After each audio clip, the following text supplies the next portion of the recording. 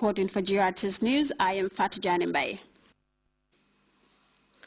The Gambia Ports Authority informs the general public that the ferry Kanilai will be withdrawn from service on Tuesday, 28 January 2014 at 1600 hours for preventive maintenance works.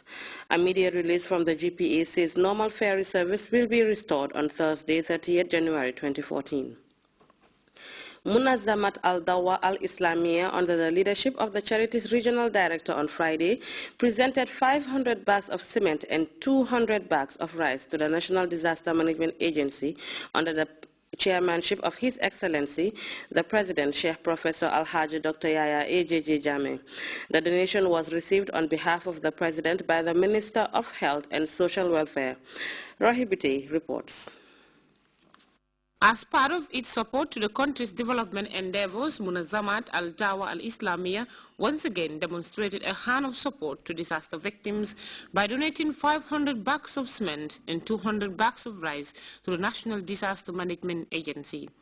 These bags of cement and rice are part of the token donated by the charity and is expected to help disaster victims in the country under the supervision of a National Disaster Management Agency.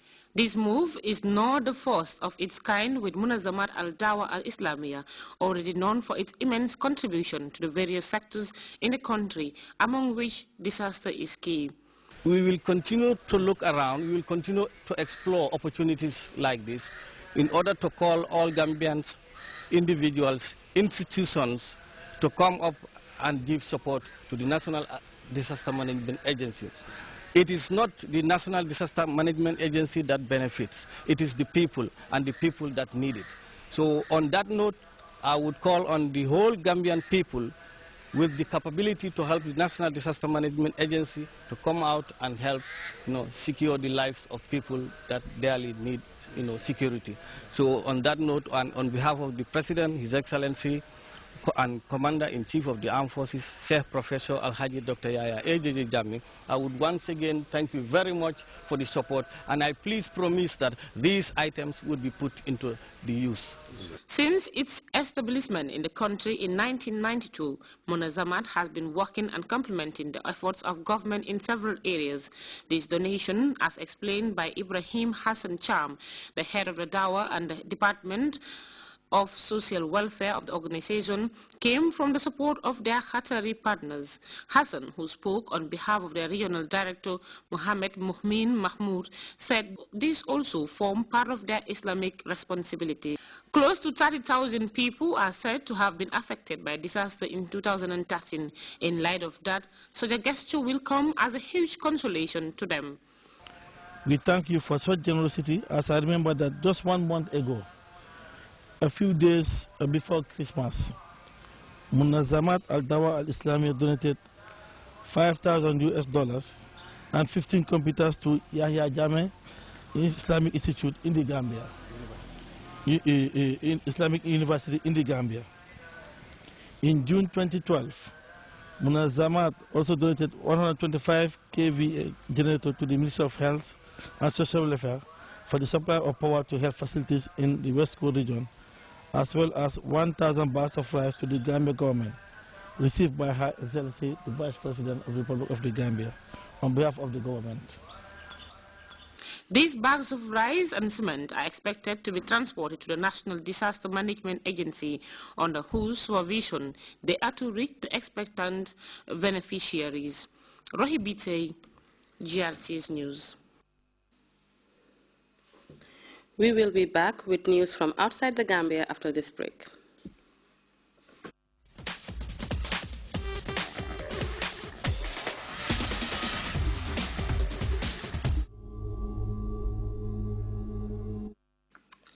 Welcome back. Egyptians are marking the 3rd anniversary of the Arab Spring Revolution that led to the fall of former President Hosni Mubarak. The anniversary comes at a time the country is experiencing a wave of clashes between security forces and Islamist supporters, and a former senior minister of the disbanded Serika government has been linked by a mob in the capital of the Central African Republic. We have details in this report.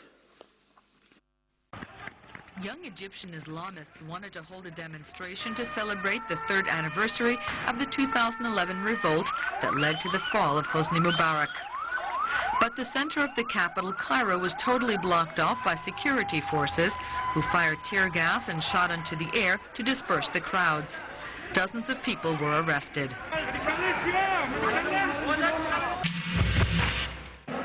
The body of Joseph Kalite, a former minister close to former Seleka rebels, was placed inside the Ali Babolo Mosque in the Central African Republic.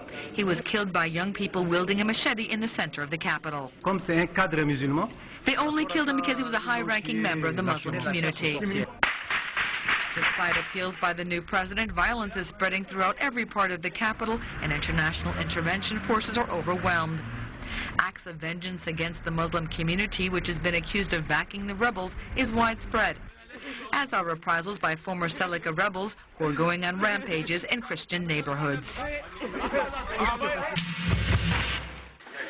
Gabon's President Ali Bongo Ondimba named a new prime minister on Friday. Daniel Ona-Ondo was named to the post following municipal and regional elections, which were won by the party in power. Ondo had been serving as first deputy speaker of parliament. He's a former minister and economist. Ondo said he would form a new government by the end of the week.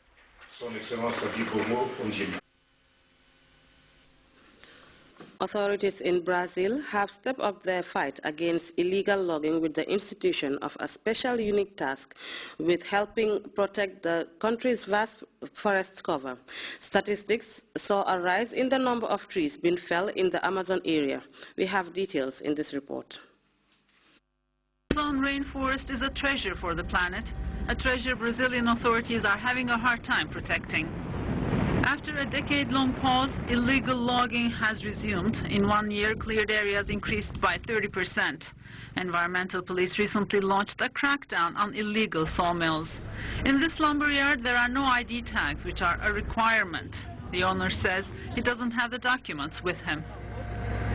It's false. They know they have to keep all documentation here for inspections. This is required by environmental legislation. Why would they bring them documents to Belém when they need them here? There are hundreds of sawmills like this around the rainforest. The authorities shut them down regularly, confiscating the lumber. Sawmill owners say they have no choice. This man says he is aware that he doesn't have his papers in order. I know my papers are all wrong, and I'm here to face it. My friend, I don't have any reason to run. I work because I need to. I've never stolen or killed. It's difficult to convince the local communities that the forest needs protection. For many people here, logging is simply a way to make a living. There came a time when our people lost their sense a bit and started to cut down trees illegally. But later we spoke with them and said we didn't think we should do that. It's because we're not getting any help. We got very little help. Armed with shotguns, agents from the Brazilian Institute for the Environment continue patrolling the area. In 1 year, the Brazilian government collected $800 million in fines. Ukraine's capital is in lockdown, this as protesters battled it out with riot police. Opposition demonstrators are calling for the resignation of President Viktor Yanukovych. And in Thailand, a similar protest is hampering plans for Sunday's election. We have details of those stories in this news roundup. Ukraine, violent clashes between anti-government protesters and riot police escalated overnight in the capital, Kiev. The protesters are not satisfied with negotiations with the government, and they want President Viktor Yanukovych to resign. Opposition activists say 5 people have been killed in recent fighting. The protest began last year after the government rejected a treaty with the European Union. The European Union is trying to mediate a solution to the crisis. In Thailand, anti-government protesters are continuing to shut down the capital Bangkok in the run-up to elections Sunday. An alliance between the middle classes, Royalists and people from rural areas in the south continue to demand that Prime Minister Yingluck Shinawatra resign.